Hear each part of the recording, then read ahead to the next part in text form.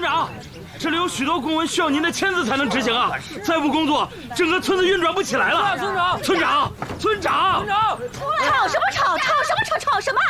村长处理家务没空理你们，都给我滚！气死我！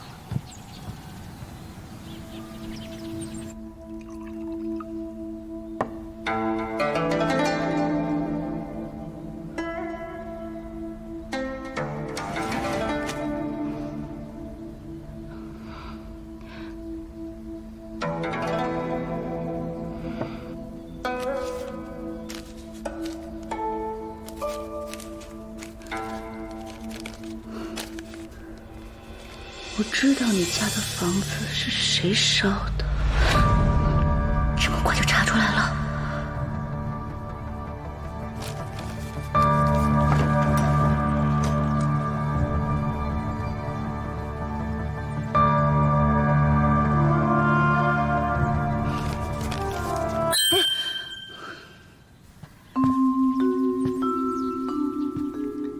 您是在找我吗？这封信你扔的？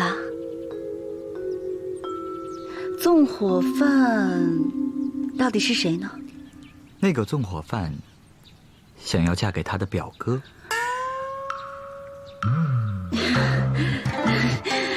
公子，何出此言呢？人家听不懂啊。既然这样的话，我可能就帮不上忙了。告辞。哎，公子，公子留步啊！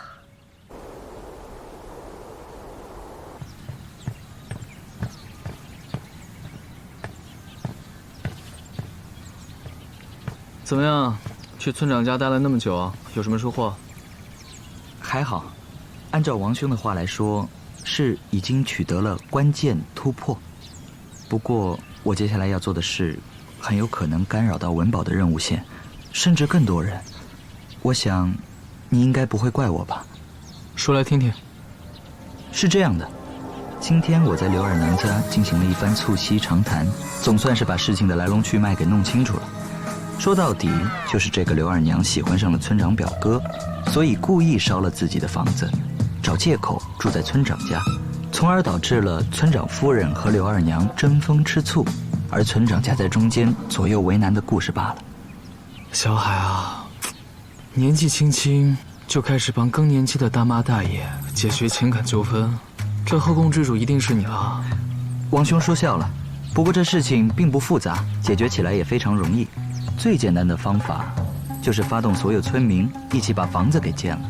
刘二娘有了房子，自然没有借口住在村长家，搬回去，事情也就解决了。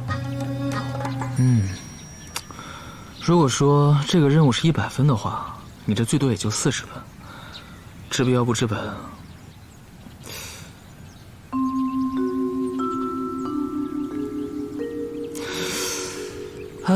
其实我早就想好了一个攻略村长更好的办法，想不想知道？王兄请说。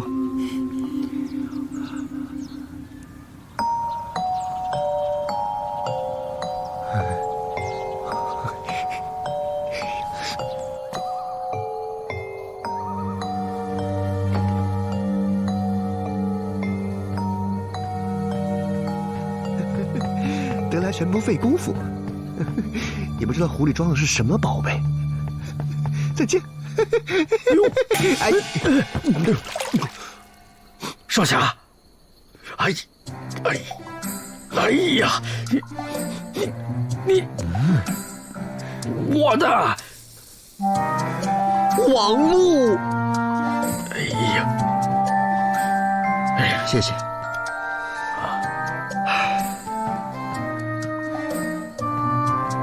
这位少侠的癖好真是别致啊！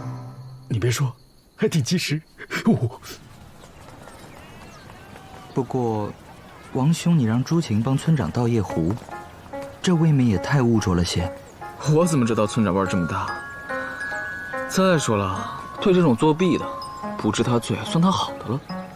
真希望此生都不会与你为敌。小海，你放心啦，你这么温柔，就算是我的对手，我也会温柔对你的。其实王兄，我是来跟你告别的。村长答应送我出村了。恭喜啊！你应该是第一个离开桃源村的人，奖励一定很丰富。要是别人这样说，我还能高兴一下。你这样就是在取笑我了。我知道以王兄的才智，要是想走，第一天就能成功。这么久不行动，是想完美通关吧？唉，你想多了。我这个人有强迫症。那我祝你马到成功。不过，在临走之前，我还有一个忠告，希望王兄不要介意。你说。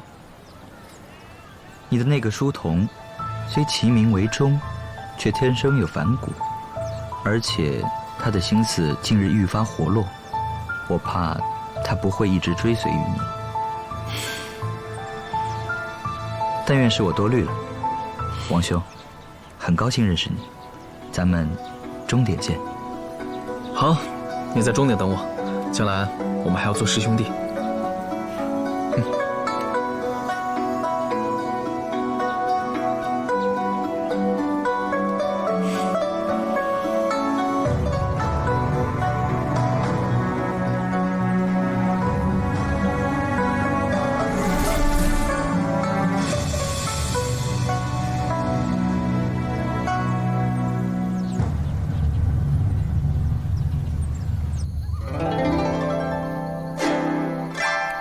那个少爷的思路大致就是这样了。对了，我上次告诉你的征土户和理裁缝的任务你做了吗？做了。但是那2个人刷起来太慢了。哎，王璐最近有没有什么新任务啊？少爷这几天除了等待什么也没做，我也不知道他在想什么。1个月不行动，我估摸着是江郎才尽了吧？要不然他不会让人海云帆一个人离开村的。倒是你，哎，我听说，听说你最近挺顺利啊？那个学堂那边一切顺利，不过我不明白为什么少爷一直不让我离开。你真不知道他为什么不让你离开？我看呢，他是想断了你的机缘，让你一辈子当他的书童吧。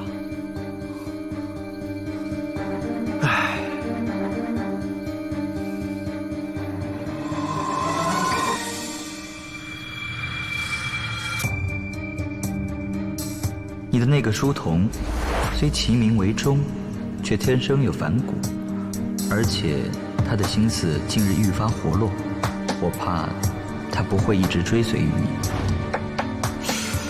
说是本少爷霸气侧漏，让外人好像以为我对王忠有那么一丢丢的不好，才会让小海胡思乱想。我是不是该给他点温暖？哎，阿忠回来了，累不累？要不要休息？你任务做完了吗？做完了。哦。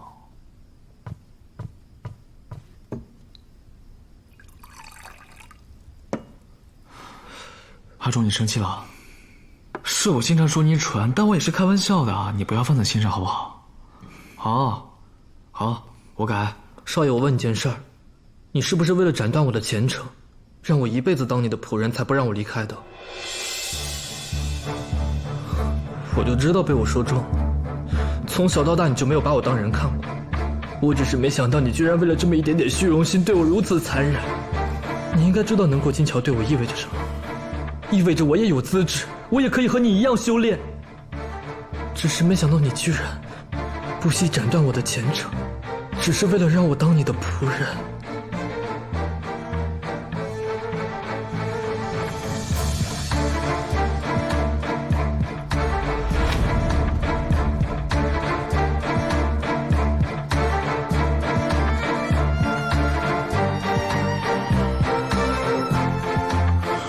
少爷，这个头是还你对我的收养之恩，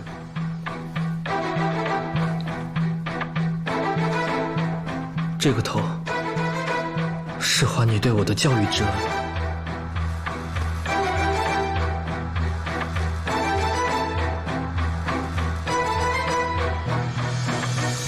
这个头是感激你带我来到金桥。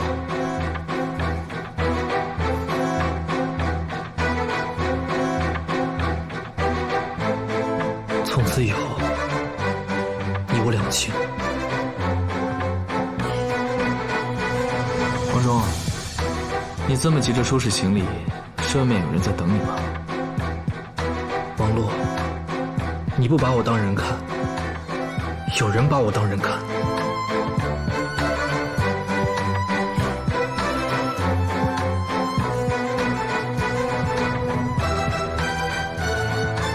长大了，翅膀硬了，留不住了。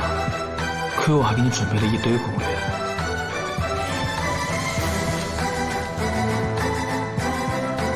跟了我7年，到头来还不如一个外人。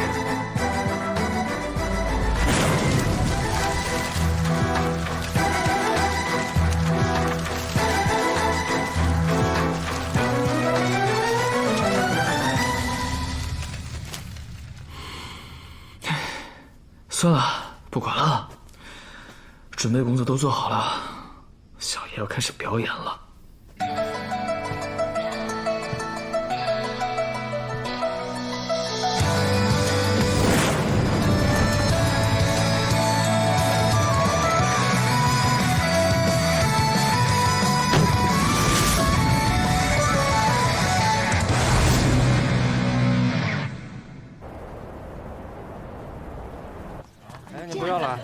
哎，那不是王璐吗？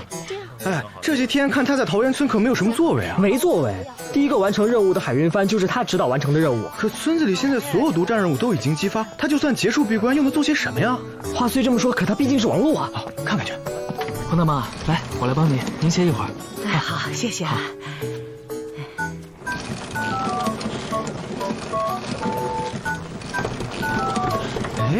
黄大妈的任务已经完成，现在不可能认任何人当干儿子，他挑什么水啊？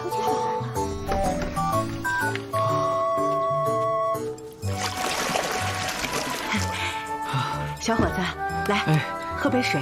黄大妈，要不我把您这杯水送去给您儿子？哦，好。哎，江上一龙口，顶上黑窟窿，黄狗身上白。老师，这是黄大妈让我带给您的。好，谢谢。黄秀才的任务不是已经被他那个书童做完了吗？今天早上离开村子那个。莫非这秀才身上还有隐藏任务？哎，你这是干什么？老师，我看这对联困扰您有半个月，现在我帮您对上了，您过目。韵脚工整，遣词雅致，慷慨激昂，妙绝妙绝！哎呀，可惜了，我已经收了关门弟子，要不然啊，定将你收入门下。哎，不用老师，弟子就不必了，但我有个小小的要求。哦，阿芳，阿芳，我对你可是真心的。阿芳，求你了，再给我一次机会吧，我的芳。你们看什么看？看什么看？给我滚！哎，好，你息怒，你息怒，明儿个我再来瞧你。阿芳已经将10几个追求者打得生活不能自理了。王璐，难道王璐能有办法搞定他？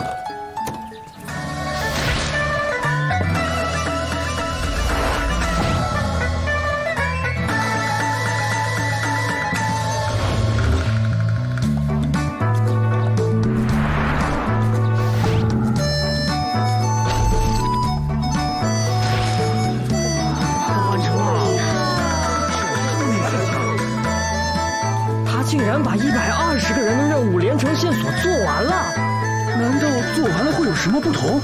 加鸡腿啊！我怎么没想到啊？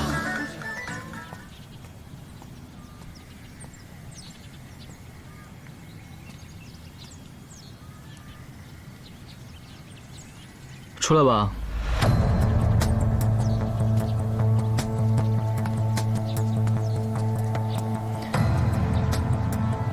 你怎么知道还有一个人？这整个村子的任务看似各自独立，但其实可以构造一个完整的故事。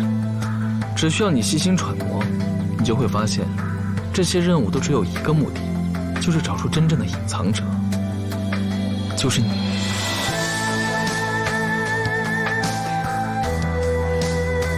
不错，现在开始最终的考验，满足第121个人的愿望。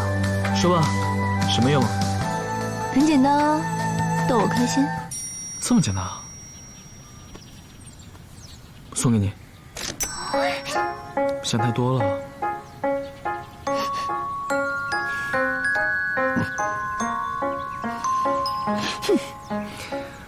你就说你刚刚开不开心吧。开心，我也不能说你作弊。你走吧，你过关。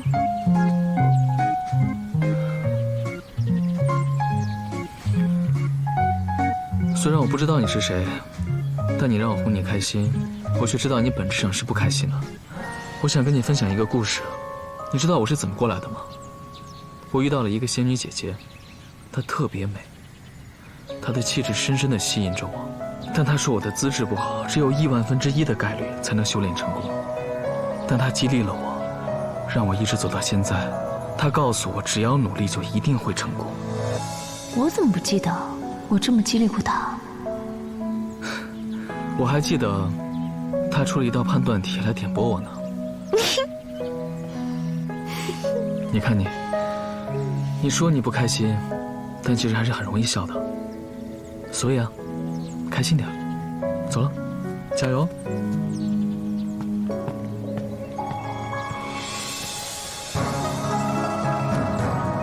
臭小子，前面关卡只会越来越难，当心哦。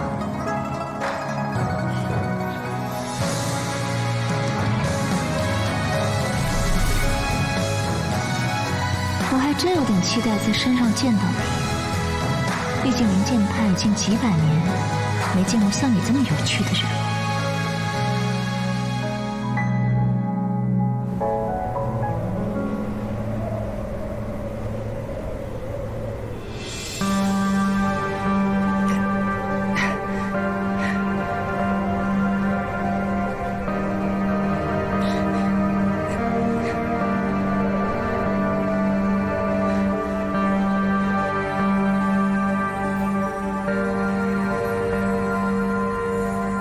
冰风谷的考验进行得怎么样了？掌门，第一位从桃源村出来的试炼者已经在冰风谷待了10多日了。虽然一路上十分凶险，但是由于他得到了降头草人的奖励，再加上天资聪慧，所以可以说是有惊无险。我觉得是一个不错的苗子呢。其他人呢？还有几位试炼者很幸运地找到了捷径，虽然他们出发较晚，但应该很快就能追上了。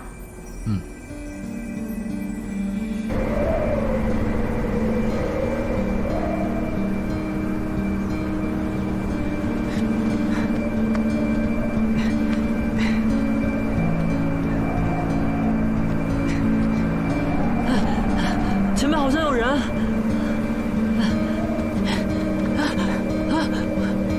萧，海云帆公子呀，海兄，没记错的话，海兄是第一个从桃源村走出来的人呢。怎么才走到这儿？海某资质愚钝，自然不及诸公子仙缘深厚。诸公子请。谦虚，谦虚。海云帆公子，不瞒你说，第一次见海公子，我就觉得你气度不凡，气宇轩昂，气数已尽。说错了，我是想说啊，那个不知趣的王物一直在我们中间搅和，害得我俩一直未能多亲多近呢。这冰风谷江湖一长，我们携手同行，岂不更好？海某方才遇到一些障碍，欠下体力不支，不拖累诸公子多亏了。哎，你遇到什么了？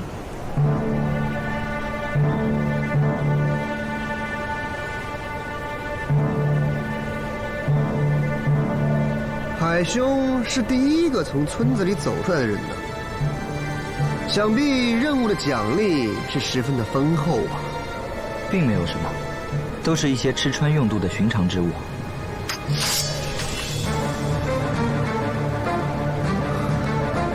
海兄倘若不愿一同前往也罢，留下法宝即可。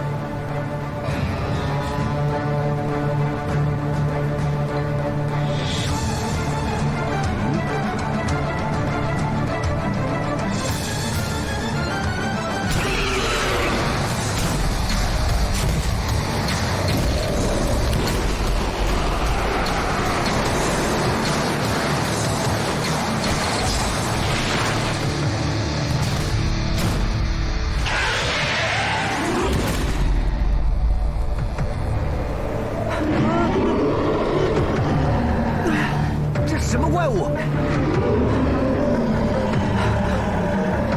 这是西夷大陆的异种，望月蜥，3品9级的精怪，快躲起来！3品9级，那么和筑基期的修士是一个水准吗？筑基期，降头草人。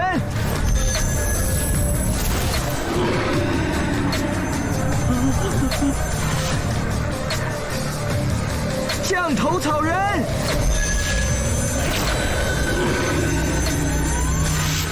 降头草人，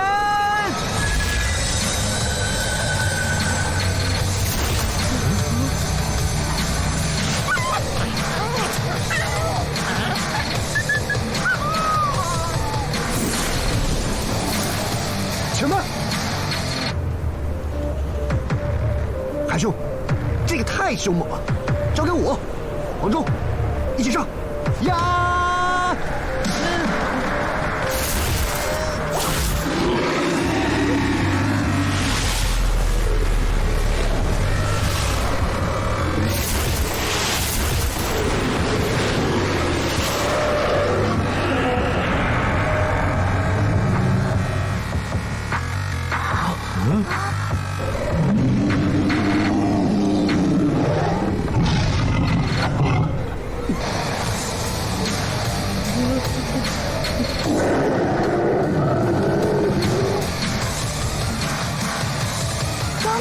试炼者果断地用3次降头草人，已经降到了2品1级的实力了。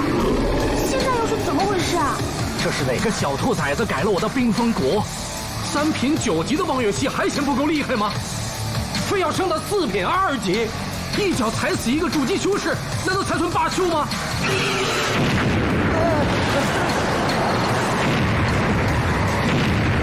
这次升仙大会有权改升仙图的，除了掌门，好像就……王五，你给我马上立刻飞奔过来！你干了什么？掌门师兄，你终于回心转意了。来，加班费拿来吧。啊！你之前跟我说会做出一点儿人性化的改动，这个就是你说的一点儿人性化的改动？哼，这回我也帮不了你了。哟，不错嘛，战况还挺激烈的。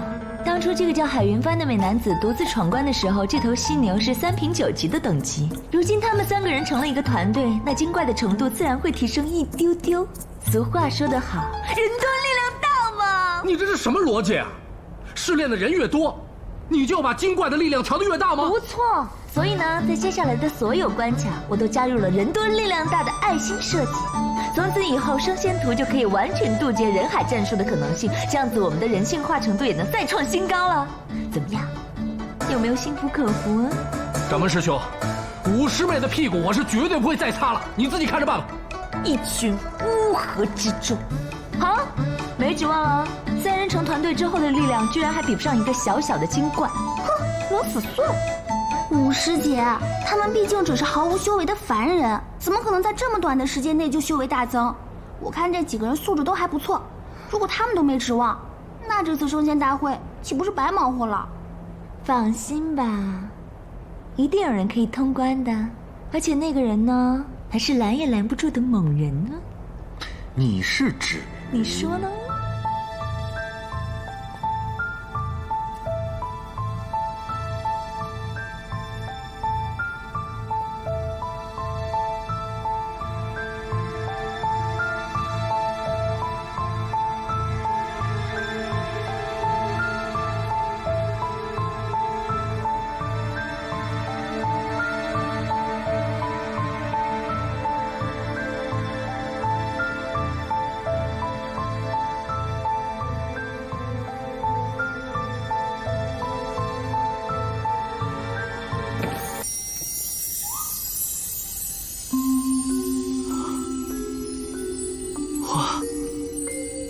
通关奖励？你以为我干嘛费尽心思的设计桃源村这个关卡，还不就是为了给这几个小兔崽子一些随机性的奖励啊？你们扪心自问，我们灵剑派这几年一直都招不上人，还不是因为那冰封谷的精怪实力太强了啊？怪我！我再问你一句，那些道具是不是吴相峰的藏品啊？我穷的都要下山打劫了，怎么可能自掏腰包啊？当然是直接偷门派的宝库啊！那你有把握？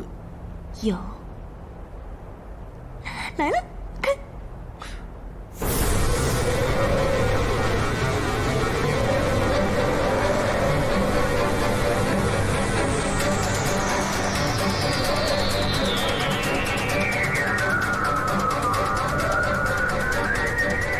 这地图也太随意了吧！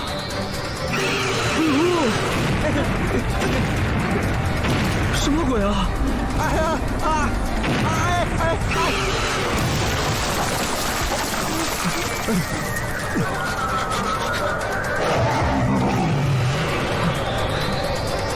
小海，小心！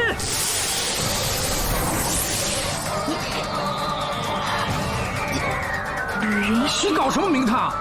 这可是五品灵宝，你怎么能拿来随便给别人用呢？你怪他啊！是掌门师兄不让我接近宝库方圆500里的，我也只好用法术让宝物随机掉落啊。谁知道掉出一个灵宝来？依我所看，此人绝对是刷出了意想不到的分数与人品。你还是说看。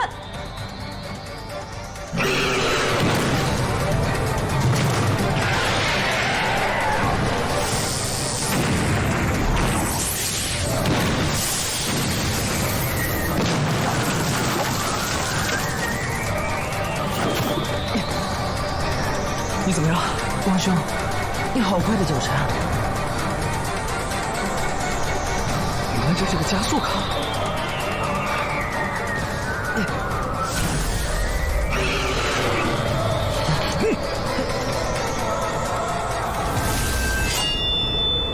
神剑呐！这不是掌门平时用的6品灵宝吗？这么贵重的东西怎么会落到他的手上啊？没有经过修炼的人，按理说是不可能驾驭这样的灵宝的呀。这我比你们还想知道啊！这个烂摊子你不帮我收好，我这50倍！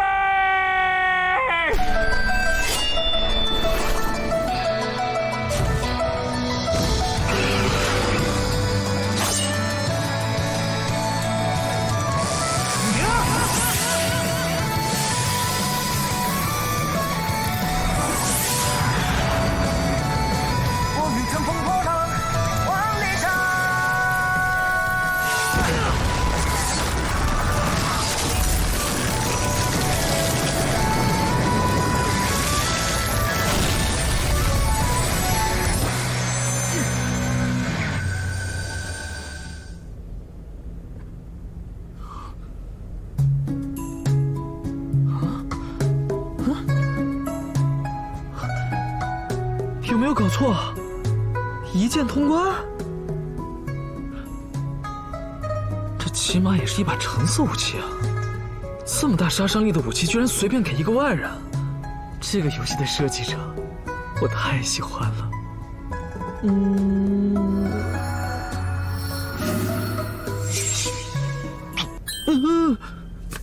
一次性装备。我的母亲大人呐，是谷子，你死得好惨，我要怎么回去跟掌门大人交代？栽赃嫁祸，刘显，不行，太精明。华云呢？华云好，够笨。哎呦，你搞什么？你有毛病啊！你竟然把冰封谷赤级山幽冥道青云峰给全毁了，你让不让别人玩啊？一键通关？不止你通了，大家都通了，一键轰掉4大关卡。你是不是觉得自己好棒棒？要不要给你敲锣打鼓抬花轿啊？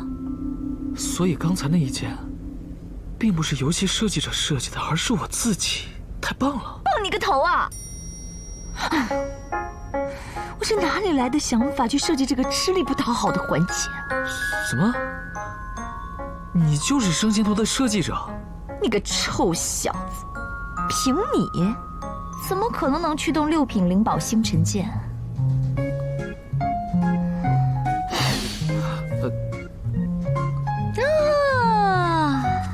你干嘛？无碍，自重啊！哎，掌门金印在你身上，我就说嘛，看你这个样子还能驱得动灵宝？那么多法宝你不选，你偏偏选这个？这是我自己辛辛苦苦用积分换来的。所以我宣布，试炼一场，道具回收。你说回收就回收啊？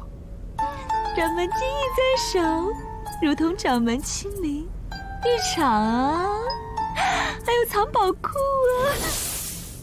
我今天要你从了我！无碍，神经病！去。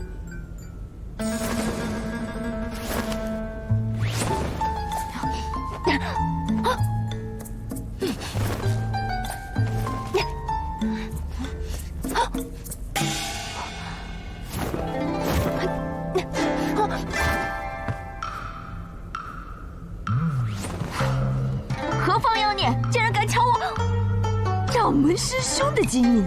师兄，您可知道，方才真是惊险万分。我在路过冰封谷后山的时候，恰巧见到一个黑衣女子拿了你的掌门金印就跑。我万里追踪，没想到让您给截胡了，好身手！真是的，下次不要再乱放东西了，我给你收回去。站住！我的金印是不会丢的，你应该好好的找一找你丢失了的节操吧。根据初步统计，因为你的桃源村设计缺陷，目前的损失为4大洞府严重损坏，6品灵宝星辰剑全毁，剑灵银霜重伤，5品灵宝吕云靴严重受损，气灵吕云儿自封。其他大大小小的事故总共的损失为折合成灵石为上品灵石20万枚啊！这已经是门派内部的1折价了，你千万不要再跟我讲价啊！按照你目前的俸禄来算，大约是20年份，所以接下来的20年你都没有什么俸禄了。师兄，我做鬼也不会放过你。那你做鬼的时候就好好的想一想，你这样的德行是被我逼出来的？哼！你不发我俸禄，我就下山打劫给你看。哈哈！做师兄的有今生没来世，为兄一定挺你啊！若是师妹真是有心为我派广开财源的话，为兄不胜欣慰。要是你需要的话，我可以马上给你开一个私掠许可文书都行的。告辞。你怎么也丢节操了？马上到玄云堂议事。不去。迟到半炷香，再多罚1年的俸禄。师兄请。哼。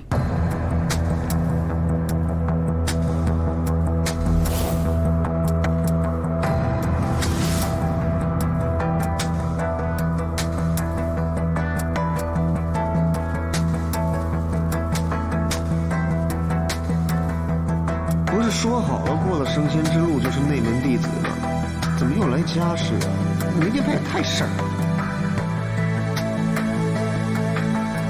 王兄，你在想什么？我在想，待会儿要选哪位导师。面试内容很简单，请大家依次慢慢走过这个乾坤窥镜，将手掌放在上面片刻，乾坤窥镜将会探究出各位的资质和灵根。下面开始。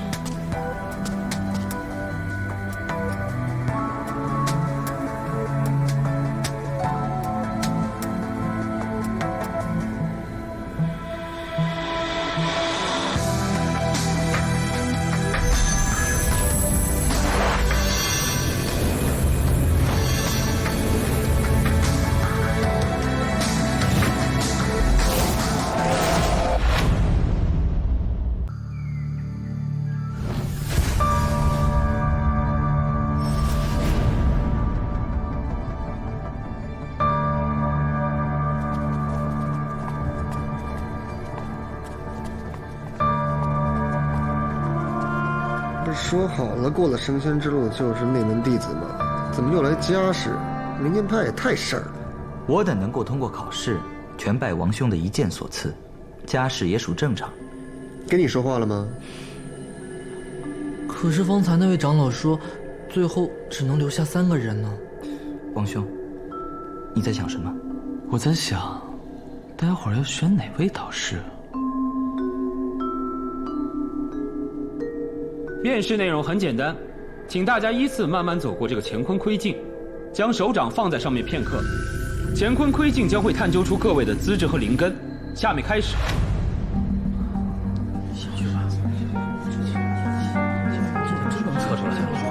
我先来。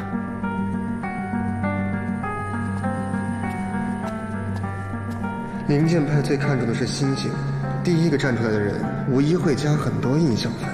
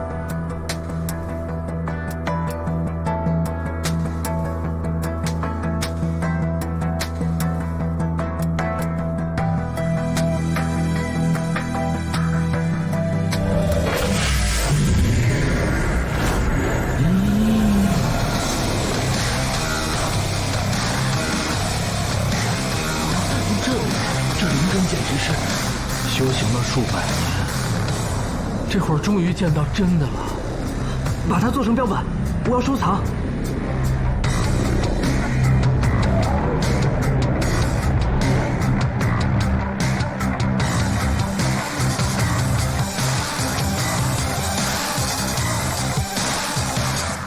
面试结束，还请各位在外稍作歇息。我们将综合各位长老的意见，在半个时辰之后选出3名合格者。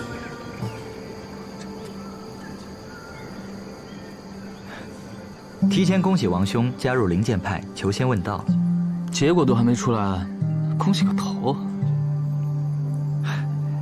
王兄刚才在乾坤窥镜面前引起的骚动，已经足以证明一切。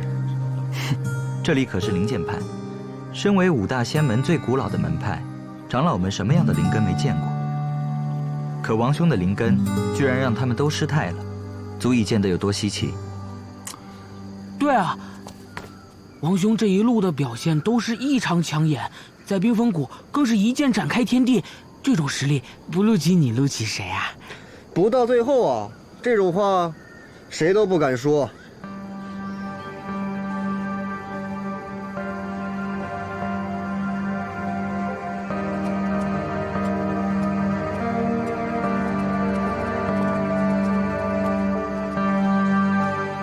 念到名字的，便可留在我灵剑派，成为内门弟子。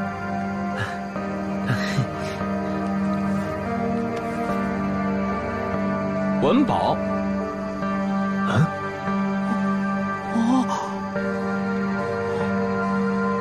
朱琴，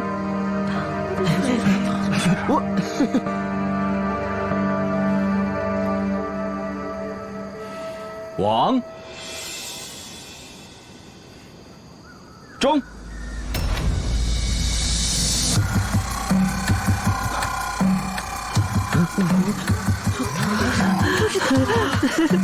我说什么来着？你果然是天选之人呐！多谢师兄，以后就相互照顾。这不可能！你们这什么剧情啊？王兄，你接下来作何打算？我在纠结要不要让我的10万水军用唾沫水漫灵剑派。哦，我明白了，小海。现在我们这个剧情叫做退婚记，就是以极度压抑到不可理喻的情节来展开故事，前期越压抑，后期就越高扬。小海，今后我们就成为逍遥界的仙王了。海某不太理解。海兄、王兄，那个天无局，不，是三王师马，你们俩聪明绝顶，必定是有机缘之人，也说不定。说什么说不定？我说吧，有些人呢，就是太过于狂妄自大，是有点小聪明，就以为自己真的是天选之人了。王兄，看在一路同行的份上，我若修成正果，身边呢，倒是缺个端茶送水的小道童。你呀，我对你没有兴趣啊。我对你也没有兴趣。二位，师父特意嘱咐我交代一下二位落选的原因。皆因二位情况非常特殊，首先是海公子，你一路的表现都很出色，所以长老们怀疑是不是测试出了什么问题，不如再测一次。不必了，这个结果我接受。这个结果，那你只能当一名外门弟子。我愿意当一名外门弟子。当真？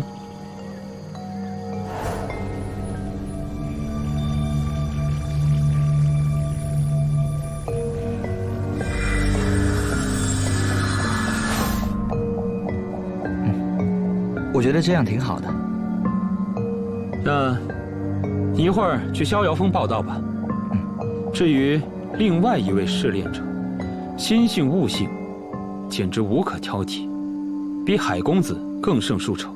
论及灵根属性，如你猜测，是天灵根，而且还是天灵根中最为稀有的空灵根。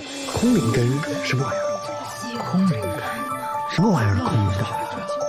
空灵根什么意思啊？空灵根呢，是先始帝君德胜太祖这种公认修行界最强的修士所拥有的灵根。既然王兄的灵根那么稀有，那为何会落选？灵根属性并不是越稀有越强大越好，相反，品级级数越高，对修行心法要求越严格。哪怕是末法时代以前，也没有与空灵根相称的心法流传于外。所以，不仅是灵剑派，至今也没有任何一个宗派能培养出一个空灵根修士。所谓空灵根，在末法时代以后，也只是一个稀有的装饰品，只具有收藏价值了。那么和风口的石狮子一样吗？是啊，刚才华云长老说，你留在灵剑派，却只能当个吉祥物。吉祥物。毕竟是上古灵根，从气势上也能压倒圣金仙门他们。一言为定，我就在这里先谢谢掌门，还有各位长老。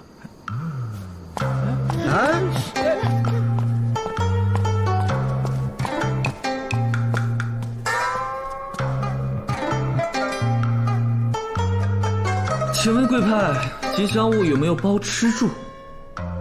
薪酬丰厚？带薪年假？哦不，我刚才只是随口说说，你可别当真啊。随口说说？你们在座各位都是一派宗师，应该一诺千金，一言九鼎。说了给我吉祥物，你们不会反悔吧？如果你们反悔了，那外面肯定会说你们没有公信力，出尔反尔。那就太遗憾了。掌门师兄，出尔反尔好像真不太好啊。那还不是你说的吗？王璐，你为什么宁可当个吉祥物，也要进我灵剑派？因为我跟某人打赌，输人又输阵的话，那岂不是很丢人？掌门师兄，他跟武师姐好像啊。好像什么呀？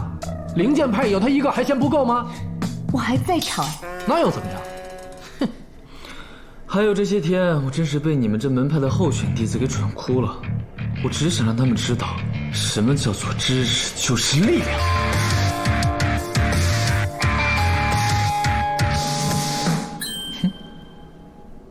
当我灵剑派的吉祥物可是有很多好处的，光是打着灵剑派的招牌，在外头坑蒙拐骗、吃喝玩乐，就没有人敢动你。这点小福利可是要耗费很大资源的。你一不美行，二不修行，本派要你干嘛？难不成你能给我钱吗？钱？从第一天就有人不断和我要这个古钱，这个古琴绝对来历不凡。哦，我知道了，加盟费嘛，是不是？不知道这个够不够呢？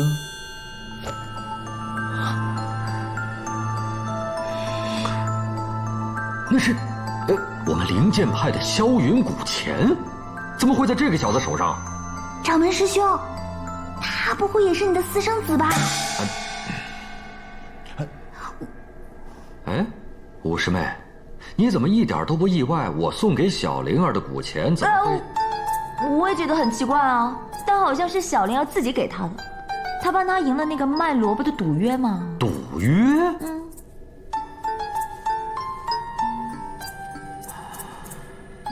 你跟我出来。啊！来，赢了赌约的，不是住在儒家客栈上房的那个少年吗？就是那个王忠。我刚刚还奇怪小灵儿看好的人怎么能只有3品灵根呢？那个瞎扯淡的王忠啊！难怪你跟个老花痴一样盯着他看。哼，你把他当天命之子了。你又没戴眼镜，把字看错了。说来惭愧呀，当时星辰之力挪作他用，来不及开大眼灵视。哎，对了，师妹，你饿不饿呀？我煮碗面给你吃啊。我气得被你气饱了。哼，我当初在桃源村设计了那么多关卡，就是为了帮你把那个萧云古钱从王璐手上给骗回来，结果你还敢扣我工资？谁能想得到五师妹你也会做正经事儿嘛？而且你其实是想骗古钱自己用吧？怎么现在又帮王璐了呢？我那不是为了灵剑派的声援吗？你少在那边转移话题，明明都是你的错。哎呀，我要用星辰大眼术勘察很多事情的，看错一点小细节也难免的嘛。啊，总之先回大堂，长老们应该都等得不耐烦了吧？方才你出示的铜钱呢，是传说中灵剑派的祖师爷萧云真人留下的萧云古钱。持有这枚古钱的人呢，就可以向灵剑派提出任何一个要求。哦，任何一个要求啊？我要当灵剑派的掌门。死小子竟敢跟老娘抢掌门！哎呀，莫说掌门了，给你个长老的位置，你也未必坐得稳呐。你会立刻被长老团罢免掉的。我建议你啊，还是冷静一下，提一个现实点的要求吧。哦，那我要超品仙器。我也要。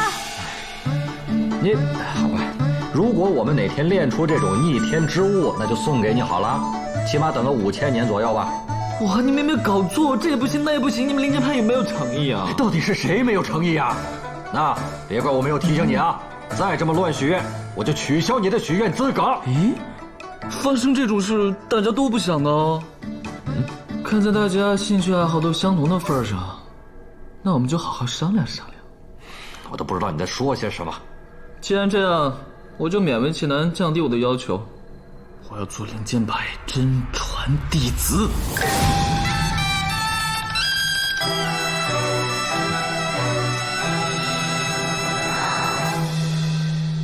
真传弟子姿势体大，我们需要商议一番。好了，你去玄云堂外面等候结果吧。好。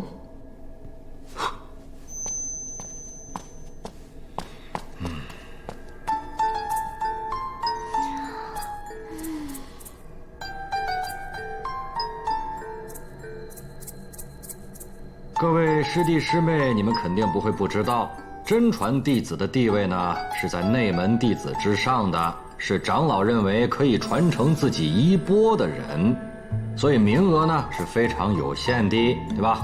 只是王璐既然提出了要求，我们也总要给他一个说法嘛。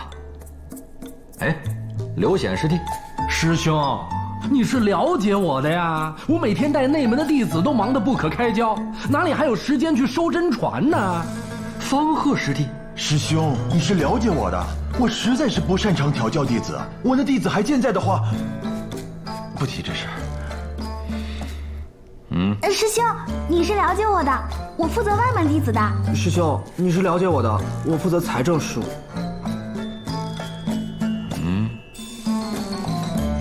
师兄，你是了解我的，你最贤。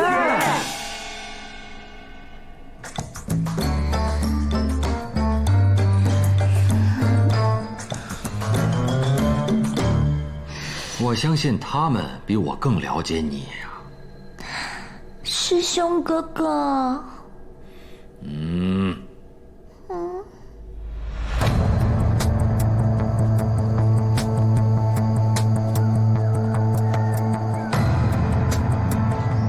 现在我宣布，灵剑派升仙大会到此结束。刚才没有被提及到名字的诸位试炼者，我请你们也不要灰心，因为你们都通过了所有的关卡，所以可以当我们灵剑派的外门弟子。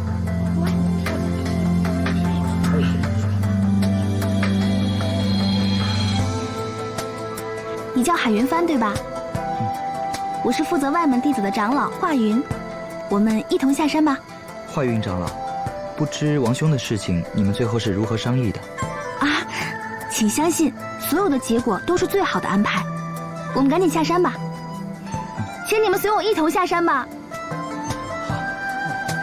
王兄，我相信灵剑派一定会言而有信的。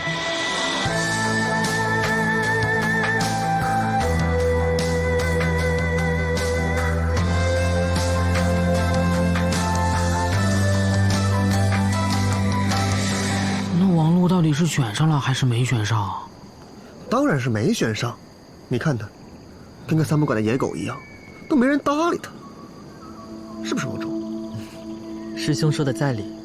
王忠、竹琴、文宝，你们3个内门弟子，跟我走吧。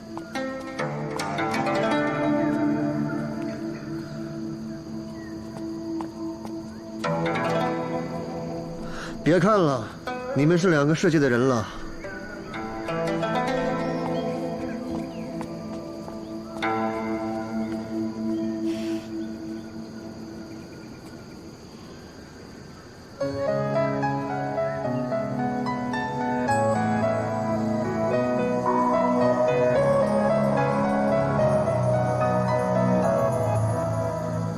灵根属性并不是越稀有越强大越好，所以不仅是灵剑派，至今也没有任何一个宗派能培养出一个空灵根修士。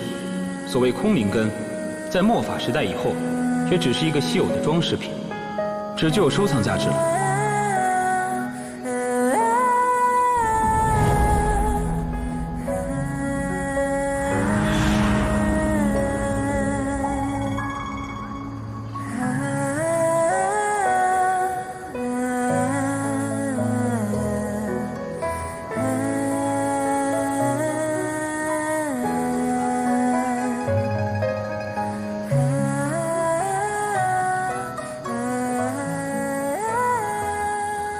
当初只有1/1,000,000的概率，你不也坚持下来了？怎么现在开始怀疑自己了？或说玉贯穿尘，得失难量，可以丢身。桃源村的隐藏关卡你都能破解，为什么开始怀疑自己？不禁梦醒在那段过往，一样浓淡。一说欢笑，一时的感伤，是从前的你相知难相忘，若是此生会思量，是从前的我，踏遍烟沙未能相忘，一朝一夕游离在身旁。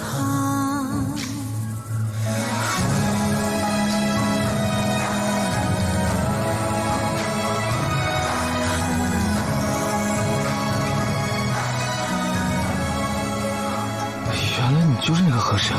你好，从现在开始，我就是你的师傅。收徒弟这件事情，人家也是没经验呢，所以啊，请你乖一点。啊不，咱们凑合一下吧。灵剑派不会故意找一个人来整我吧？怎么？难得见你这嚣张绝伦的人，也会摆出一副苦瓜脸。说什么？我给你打气啊！刚才我已经听得很清楚了，以我的灵根属性，真的能修行吗？我又能学到什么呢？你放心，既然那老不休的把你托付给我，我就一定会带你踏上修行之路的。区空灵根，难不倒我。真的吗？相信我。不到最后一刻，我绝不放弃。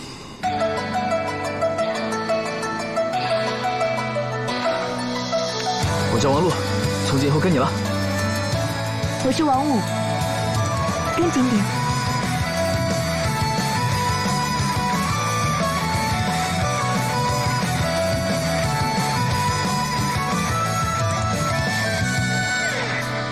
师傅，灵剑山是苍溪州地脉灵气汇聚之地，外头看起来孤峰一座，但其实内部分12峰，每一座都是修炼者的洞天福地。缥缈峰和星辰峰品级最高，咱们无相峰次之。而且啊，现在只有你我2人，灵力很够用的。哎呀，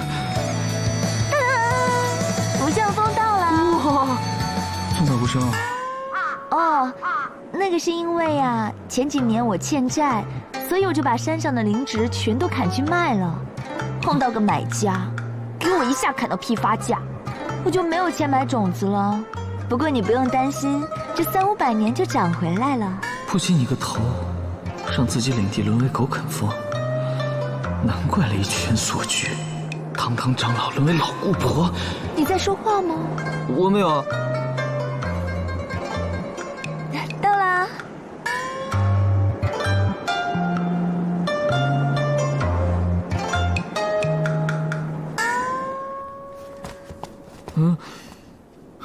到了，以后咱们在这儿住。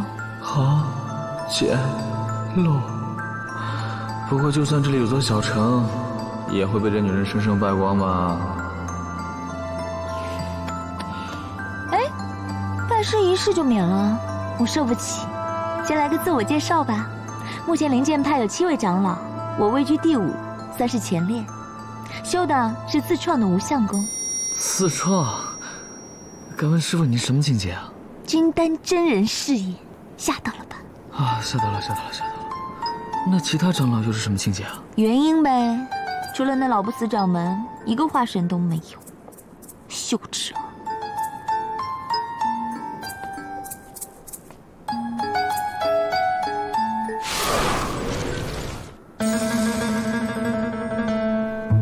你级别这么低，还好意思嫌弃别人？难怪没朋友。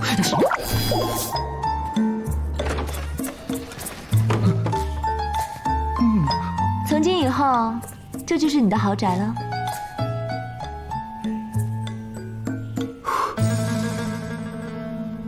这也叫豪宅？稍微收拾一下就好了。稍微收拾一下？走吧，我请你吃饭，今天我请客。今天你请客？那我明天干嘛？自力更生啊？嗯啊。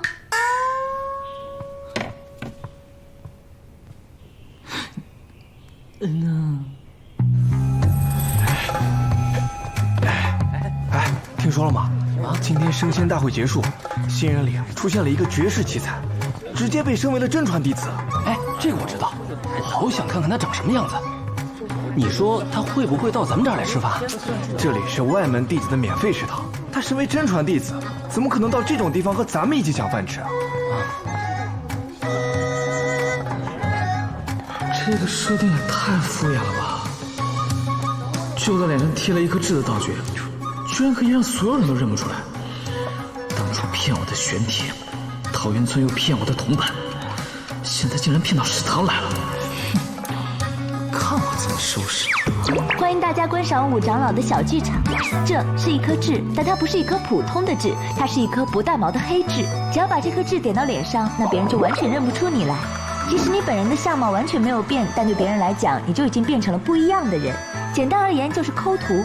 偶尔做点小坏事没关系，但别过分哦，因为我也不知道什么时候会被发现哦。啊，师傅，你有个痣挡住你脸啊！武长老，武长老，怎么会来我们这儿？您怎么到外门食堂了？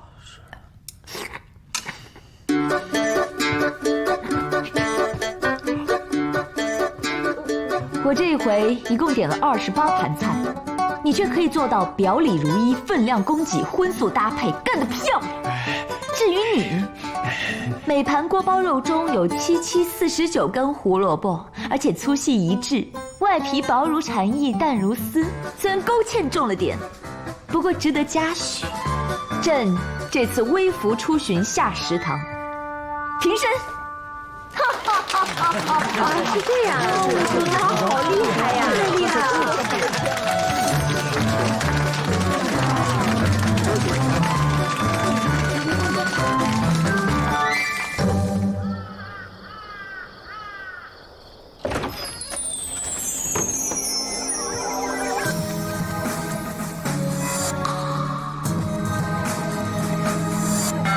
先别急着睡，咱们还有要事要办。我不是这样的人啊。你不愿？那也不是，其实，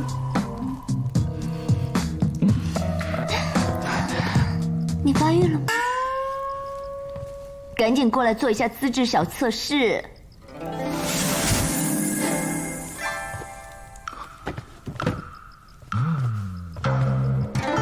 我们派还有晚自习？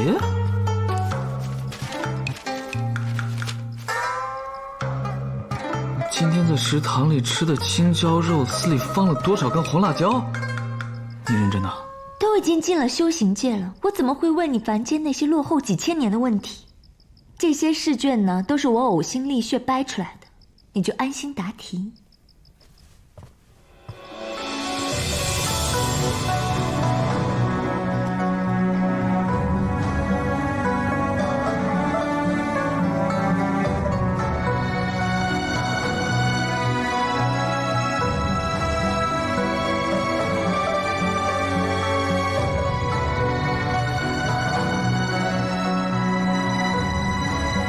做题的速度和正确率都远远超于常人，就算熟读凡间经义，那些知识在测试中也完全派不上用场。果然是生而知之嘛，不愧是空灵根的天命之子。够了啊，别写了。你的资质很差，只能勉强继承我的衣钵。不过在修行之前，我有件事要问你。对你来说，修行的目的是什么？狂斩酷霸炫，可畏，无耻！再想想，飞升成仙。哎呀，嘴巴说说，几个人真的能飞上去啊？能够长生。修行界第一老不死昆仑派南极仙翁，芳龄3900，主要目的除了学术研究就是学术研究，很爽吗？那你直接说。没有准确答案。耍我？不管你修行的目的是什么，想要实现它，都要有一个最基本的条件：长得帅，要漂亮。别打岔。修行最重要的就是不怕苦、不死心、不要脸。哎，师傅你好坏哦，给人家说脱单秘籍。我说的是修行不怕苦，挫折不死心。修行中光是自己要经历的天劫，就已经让很多修士灰飞烟灭，人劫更是不在话下。就算有9州修行事务所管理，但修行界的犯罪率还是居高不下。那些邪魔歪道就更别说了，就连名门正派也有很多肮脏龌龊的流氓。所以想要修行，命要够硬，皮要够厚。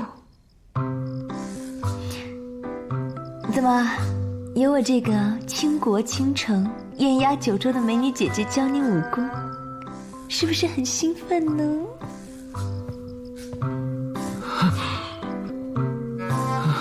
感觉都是临时瞎掰的。这么个不靠谱的师傅，真的能教我修行吗？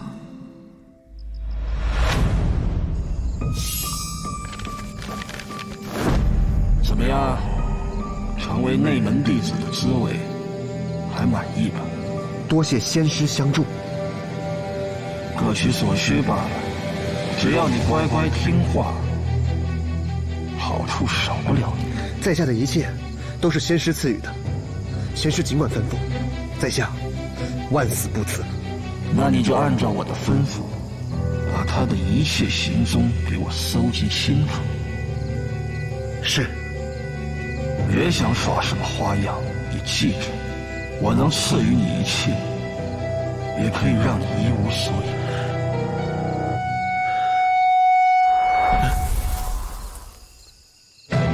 朱贤，你在哪儿啊？刘显长老急让我们去内门集训呢。知道了，就来。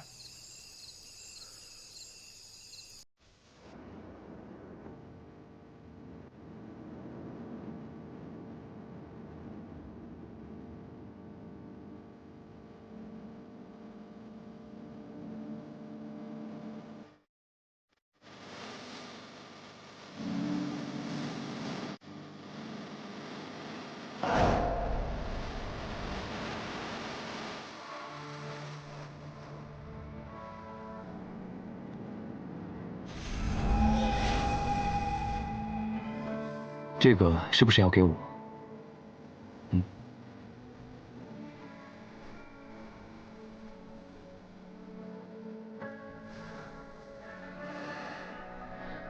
我很喜欢。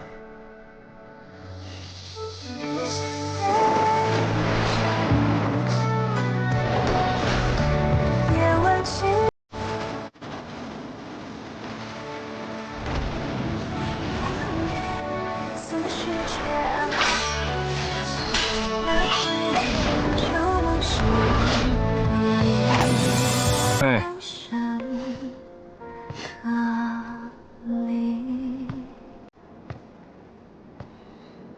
我就知道你在这儿。全灵剑派长老都知道，月圆之日便是我王武狂欢痛饮之际。你怎么还过来？其实你骗得了别人，骗不了自己的。我知道你因为大师兄的事情难过。这些年你在九州四处寻找大师兄的踪迹，只是已经100多年了，你也该放下了。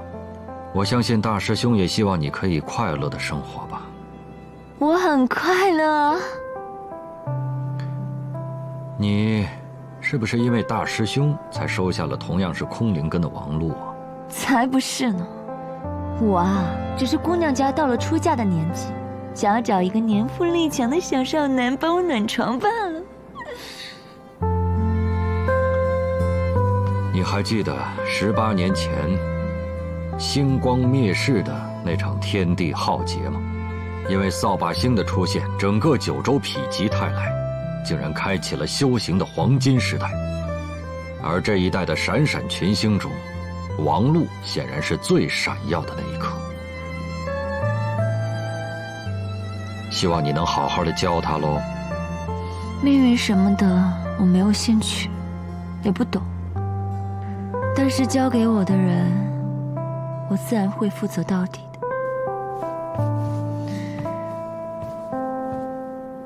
在那边躲着偷听的小伙子，重点听到了没有？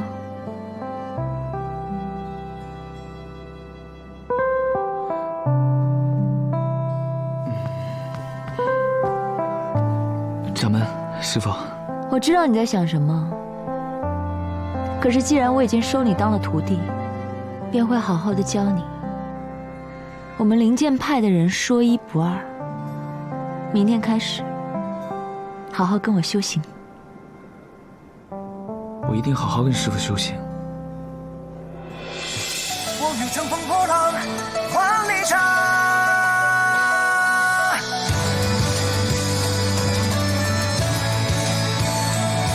一人心中烈焰，纵然战走满面，鬓如霜。雨过的风，缓缓然生长，任他扶摇直上。